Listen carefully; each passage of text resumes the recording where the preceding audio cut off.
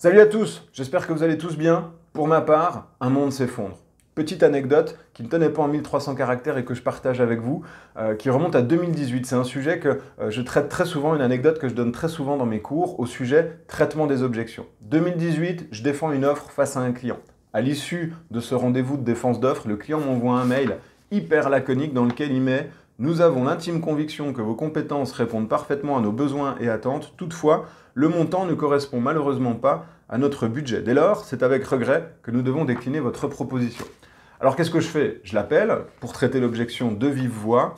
Je lui fais dire qu'en termes de liquidité, ce n'est pas le meilleur moment de l'année pour lui. Du coup, je lui propose un paiement en plusieurs mensualités. Il accepte et je ne baisse pas mon prix.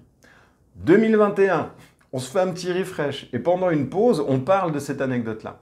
Et là, il me dit qu'en fait, c'était du fake. Il avait juste tenté sa chance. C'est le jeu, j'ai envie de dire. Il a bien fait de le faire.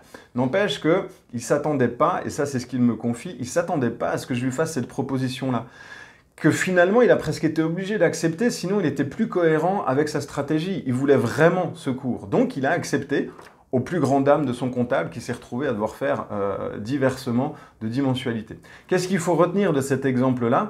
Première chose, eh bien oui, dans 9 cas sur 10, c'est humain. Votre client va chercher à faire baisser le prix. Mais ce n'est pas parce que vous ne cédez pas que vous allez perdre l'affaire. Donc, le point numéro 2 à retenir, c'est qu'effectivement, le prix n'a pas été baissé. Et puis, le plus important, c'est que finalement, il est allé de l'avant. Il a pu faire profiter ses collaborateurs de cette formation.